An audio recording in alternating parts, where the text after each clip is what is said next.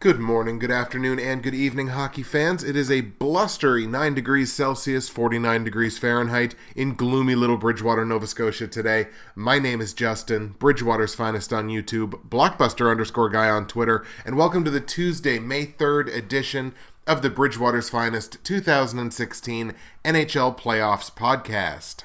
Just the one game of playoff action last night, and we're going to get right into it.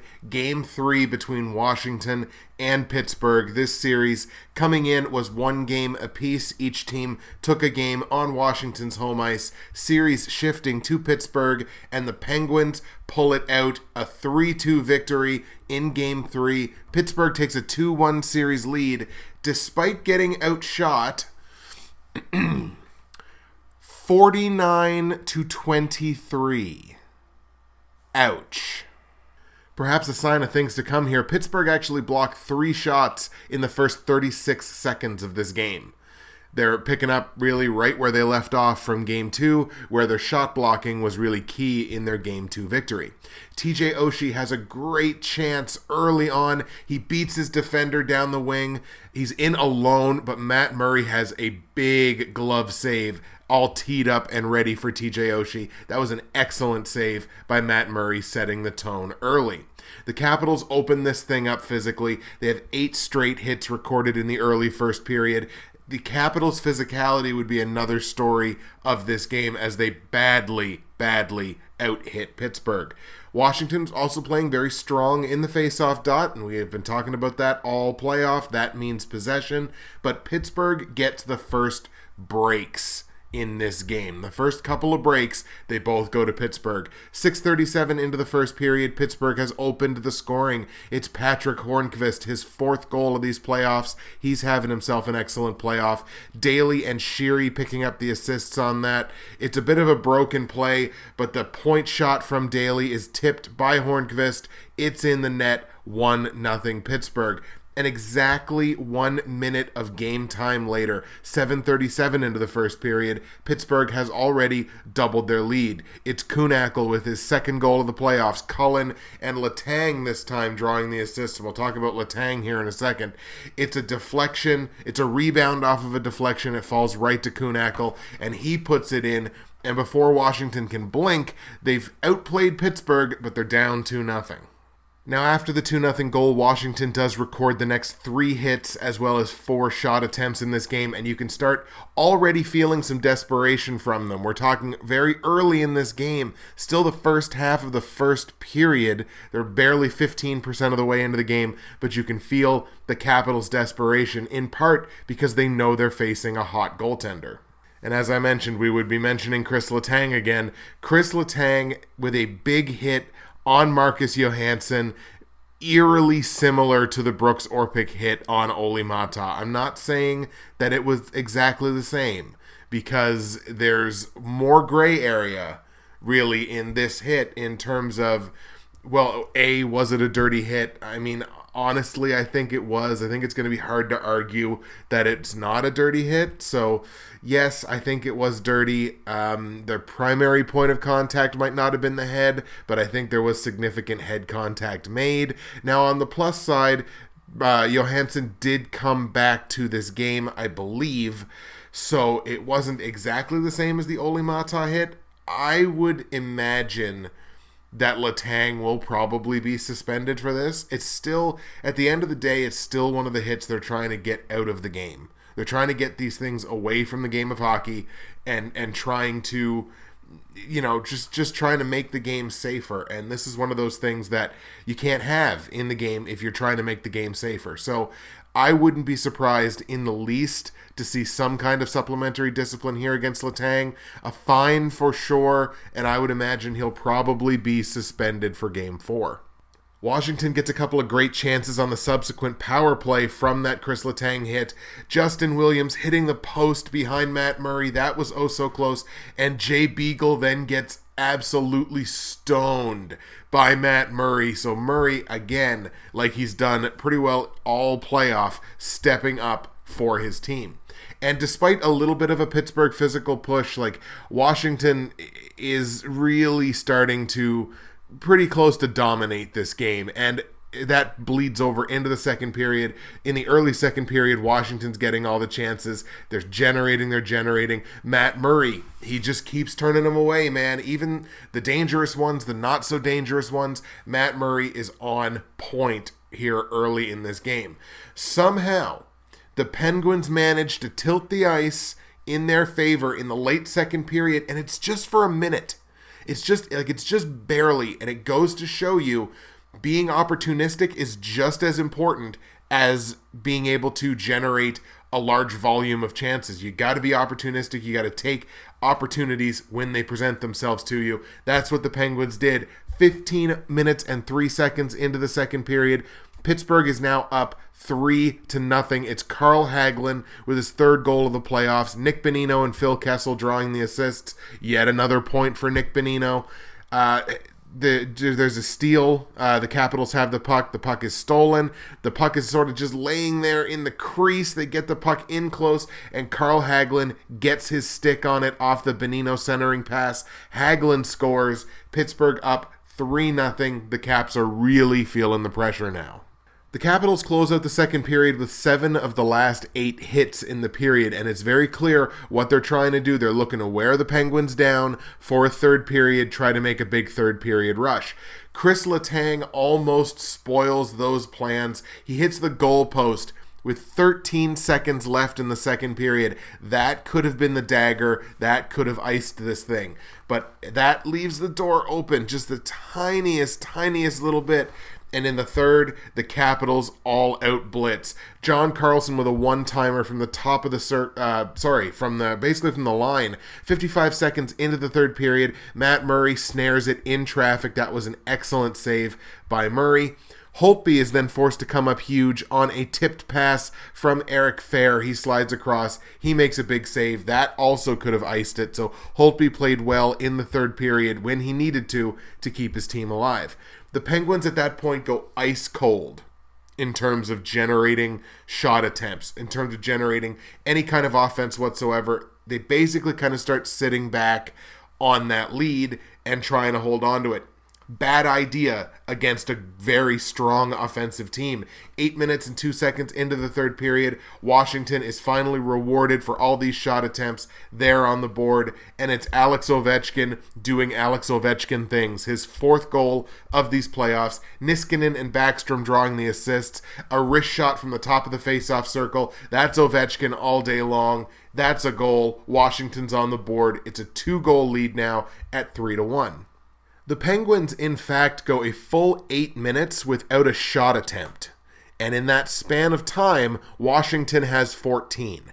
So you can't be letting yourself get outchanced 14-15-0, even if you are up by 3 goals, and especially against a good team like Washington. You really can't do that. Both teams kind of start to generate a little bit. They're both generating minor pushes here in the mid-third. Washington still has the majority of the play here. Ovechkin gets into the corner and he buries Ian Cole in the corner. That was a great hit. It wasn't a charge. Cole had just gotten rid of the puck. That's a good hockey play right there. And Ovechkin finishes his check, buries Cole in the corner. I loved it. Washington carries that momentum actually from a Pittsburgh penalty. Pittsburgh took a penalty in the mid-third period, and they carry that momentum over into the dying minutes of this game. 19:04 into the third period, Washington pulls it within 1. It's Justin Williams, his first goal of the playoffs. Ovechkin and Carlson with the assists. Ovechkin hits the post on a wrist shot, and it's sitting right there. Williams picks up the rebound. He puts it home behind Matt Murray. We got a 1-goal game, and we are sprinting to the finish here. We got a mad scramble in front of Matt Murray to end the game, but no shots get through. Pittsburgh holds on despite being outshot, as we mentioned, 49-23. They were out hit in this game 58-25. They were more than doubled in terms of hits thrown. Pittsburgh, story of the game, one more time, their shot blocking. They outblocked Washington 19-6. So Washington was really not getting down there to do what they need to do to block shots. Now, granted, there were only 23 shots that made it to the net for Pittsburgh, so I understand that the volume certainly wasn't there. But Matt Murray absolutely shines. Braden Holtby was kind of un-Holtby-like, especially in that first period, giving up those 2 goals in the span of a minute. So that was kind of, eyebrow-raising for me. But, he didn't play a bad game by any means. But, you're beaten 3 times on 23 shots. You do expect better from Braden Holtby. But, again, that was the story. Matt Murray, the Washington physicality with the Pittsburgh shot blocking, and Pittsburgh just taking advantage of the opportunities that were given to them. That's what they did. They were opportunistic. Pittsburgh wins 3-2. They take a 2-1 series lead heading into Game 4. The only real piece of news from the NHL last night was the announcement of the Calder Trophy nominees. Now, the Calder Trophy is one of the absolute cornerstones of the NHL awards. They announced their nominees last night. The nominees are Edmonton's Connor McDavid, Chicago's Artemi Panarin, and Philadelphia's Ghost Bear, Shayne Gostisbehere. Do I disagree with any of these nominees? Not in the least. McDavid had a great season despite it being shortened by injury. Panarin had a great season all the way through. Gostisbehere was probably head and shoulders the best, certainly offensive rookie defenseman. I don't disagree with these nominations at all. This is an award that should have more than 3 nominees. There are multiple awards that should have more than 3 nominees, and this is definitely one of them. Like, no Jack Eichel, he had a great rookie season. Max Domi, he had a great rookie season. Dylan Larkin, Colton Parayko, Anthony Duclair. Like, this is an award that could very easily have, at minimum, 5 nominees, if not more. Like, the Hart Trophy is another one, obviously. Even the Vezina Trophy is probably another one. The Norris for Best Defenseman. Like, there are certain awards, like the primary awards, the big awards, that should have more than 3 nominees. That's all I'm saying, but the nominees we have are excellent nominees. I probably lean towards, this would be a slam dunk for Connor McDavid if he didn't miss all that time this season. So it would be an absolute slam dunk. No disrespect to Artemi Panarin or Shayne Gostisbehere, but it would be a slam dunk for McDavid. I'm still leaning Connor McDavid just because when he was in the lineup, like, my God, it was unbelievable. He was basically a point-a-game player. Panarin was pretty damn close. Honestly, this is going to be really close because, like, Shayne Gostisbehere sort of came out of nowhere. Nobody was talking about Gostisbehere, and then all of a sudden he was producing, and the whole Ghost Bear thing happened, and it was a PR dream for the Flyers. So I think this one's going to be really close. Like, this could come down to, like, the last couple of votes to determine who's going to win this thing. Any of these guys winning this award, I'm going to be okay with, because all 3 of these guys earned it. I would like to see more nominees, but all 3 of these guys definitely earned it. My lean is McDavid, but I'm not going to be surprised any way that it goes. Who do you guys think is going to walk away with this year's Calder Trophy? Okay, folks, let's tee up tonight's action in the NHL playoffs. We have 3 games going tonight. Tampa Bay and the Islanders are going to lead us off here. That series shifting to the Barclays Center for Game 3. Series is tied up at a game apiece. Game begins at 7 p.m. Eastern. It's available on CBC in Canada as well as NBCSN in the United States. Ben Bishop and Thomas Greiss will be your goaltending matchup one more time. Both of these teams, notably, may be getting certain pieces back and relatively key pieces to their offense and their defense. For the Islanders, they may be getting Ryan Pulock and Josh Bailey back in the lineup tonight. They're game time decisions at this point, but they are skating with the team. And on Tampa Bay's side, they may be close to getting Anton Stralman back. And that could be a huge boost to that defense that right now is really, really leaning on Victor Hedman. Now, Hedman is up to the challenge. Obviously, he's been playing quite well in these playoffs, but it'll be real nice to get Anton Stralman back. That'll be a big boost for Tampa Bay moving forward. There is still no timetable for Yaroslav Halak on the Islanders side, but honestly, why rush him? Everybody's talking about, oh man, when they get Halak back, but it's like, Thomas Greiss has been excellent in these playoffs, and you can only play one goaltender. So there's no reason to rush Yaroslav Halak back. If Thomas Greiss falters, okay, then maybe. But, like, And get Halak ready, by all means, but you certainly don't have to rush him to get him back in the crease with Thomas Greiss playing the way that he's been playing. On the Islanders side, John Tavares currently has double the points of any other Islanders player. That's great. He's having an unbelievable playoff. My concern for the Islanders moving forward is not having any kind of secondary scoring. Like Tavares, obviously, he's doing his thing, and that's great. I mean, you got your top player playing like your top player, fantastic. But I think the next highest Islanders scoring player has like 5 points or something like that. So secondary scoring, I think, is pivotal for the Islanders, and I think they need to find a way to generate that secondary scoring. Maybe it'll take mixing the lines up a little bit, but there's got to find some kind of spark to generate some secondary scoring. It can't be all Tavares, because then Tavares is just going to see nothing but Victor Hedman and Anton Stralman when he comes back, and the Lightning's best defensive forwards. And if you shut Tavares down right now, you shut down this Islanders offense. So they need to find some way to find some secondary scoring moving forward. For Tampa Bay, Jonathan Drouin has proved to be a weapon, not just in these playoffs in general, but specifically in this series. We're 2 games into this series. Drouin's got 3 points, scored a goal in Game 2. He's got 6 shots in 2 games. This guy can be deployed virtually anywhere. He's a top-line player that can play on a third line energy scoring line, can play on the second line. He can play virtually anywhere in the lineup. He's a guy that is proving to be a weapon, something of an X factor. He definitely got under the Red Wings' skin in the first round.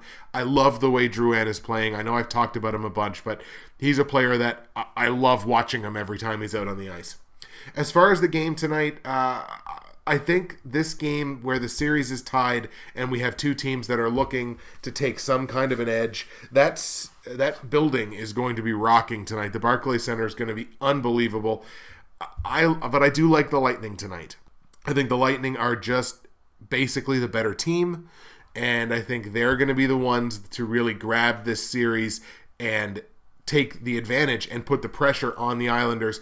I like the Lightning tonight. I like the Lightning to win it by a score of 3-2. We go to Nashville now, where the Predators find themselves coming home in an 0-2 hole against San Jose, hosting the Sharks for Game 3 of this series. This game gets underway at 9 p.m. Eastern Time. It's available on Sportsnet 360 in Canada, as well as the USA Network nationwide in the United States. Martin Jones versus Pekka Rinne is your likely goaltending matchup here. I put a little asterisk beside Pekka Rinne's name, not because he hasn't played well enough to stay in the crease. I mean, he's head and shoulders their starting goaltender, unless there's an injury concern. And I feel like there might be a slight injury concern with Pekka Rinne. This dude is flexible to ridiculous extents, but he's made several saves in this series where as soon as the play stops, he's kind of hunched over and he's kind of like stretching it out and things like that. So I'm slightly concerned that there may be like a groin tweak or something in there for Pekka Rinne. So, I mean, it would take something ridiculous for Pekka Rinne to not be in net. So I think it's going to be Pekka Rinne, but you got to put a little asterisk there because you're not 1,000% sure. Craig Smith did return to the lineup for the Nashville Predators in Game 2. He had 7 shots on goal. Like, he was all over the ice in Game 2. He's going to be looking to repeat a performance like that. He didn't get on the score sheet, but 7 shots on goal, that kind of stuff adds up over the course of a series. He's going to be looking to do that again tonight. In terms of the Sharks' crease, I mean, what more can you say about Martin Jones? Like, 7 games into his playoff career, he's 6-1 with a goals against average under 2.2 and a save percentage above .920. I mean, this kid is playing like a 10-year vet. Like, he's playing seasoned hockey. It's unreal the way that this kid is playing. He outduels Jonathan Quick in the first round. And at this point, I mean, he's outdueling Pekka Rinne. So just unbelievable for this guy. And I get San Jose is a good team in front of him. But at the end of the day, your goaltender is still your last line of defense. Martin Jones has stepped up to that challenge. He's playing unbelievably. He's a dark horse Conn Smythe candidate should the Sharks make it to the Cup final. If you're looking for somebody on Nashville's side of the ice that I feel really needs to step their game up, I'm taking a look at Ryan Ellis. There's a guy with a defenseman that had 32 points in the regular season, which is not a huge number, but at the same time, that's good production from a defenseman. I mean, that's good production from, I think, a second pairing defenseman, because I think Shea Weber and Roman Josi would be the top defensive pair for Nashville. So you're looking at 32 points from a top 4 defenseman. That's pretty good to me. He's got just 2 points in the playoffs, and none of them coming on the power play. He was a power play producer for Nashville in the regular season. I'm looking at him as a guy that needs to step up. His defensive play has been mostly fine, but he's a guy that offensively needs to find the score sheet. Nashville looking for a spark here, down 2-0. I think Nashville gets themselves back in this series tonight. They're back on home ice.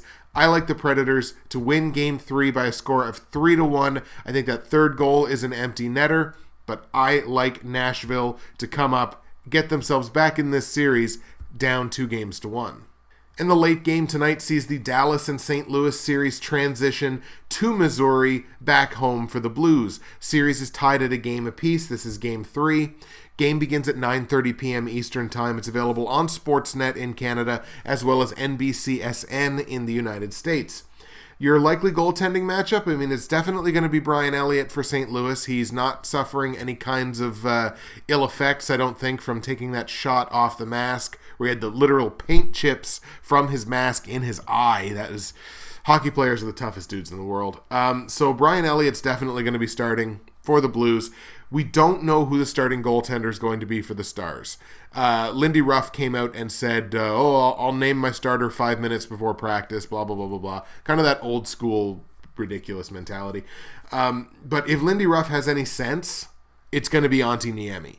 Like, he made, in the previous game, in Game 2, he made his third goaltending change of these playoffs already. Like, we're barely into the second round, and he's made 3 goaltending changes. If Lindy Ruff has any sense, this is Antti Niemi's net moving forward. Niemi should be your starter, because Lettinen you've now pulled twice. So, he's your starter moving forward. If Ruff's got any sense, which I know he does, let's hope he uses it.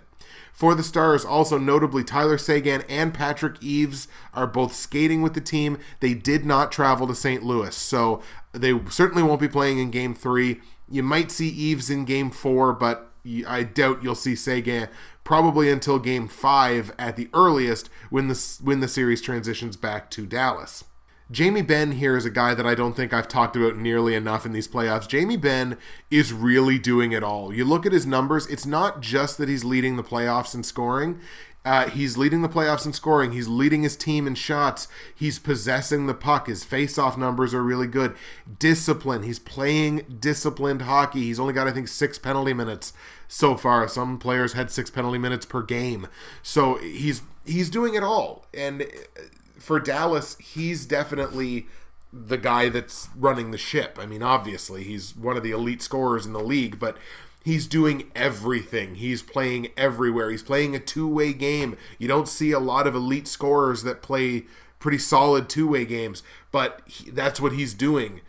Jamie Benn is absolutely a Conn Smythe candidate here if Dallas makes it to the Cup final. He's the guy that you point at and think, there's the guy that's going to win playoff MVP. And when you look at the Blues, I look at the Blues back end. These defensemen for St. Louis, it's not just Colton Parayko, who I've talked about a lot, but these back enders for the Blues, they're delivering in these playoffs. 4 of the 7 defensemen who have played so far in these playoffs for the Blues have multiple points. Kevin Shattenkirk co-leading the team in points at 7 with Jaden Schwartz and I think maybe Jori Lehtera. I can't remember who the third guy is for St. Louis with 7 points. It's been balanced scoring for the Blues, and they're getting a lot of production from their back enders, and that is what Dallas really needs to watch out for tonight. I think the St. Louis defense has a huge game tonight. I think one of those defensemen scores the game-winning goal, because I like St. Louis to win tonight at home, moving back home to take a 2-1 series lead. I'll give it to the Blues by a score of 3-2. I like St. Louis tonight. All right, folks, that will close the book on the Tuesday, May 3rd edition of the Bridgewater's Finest 2016 NHL Playoffs podcast.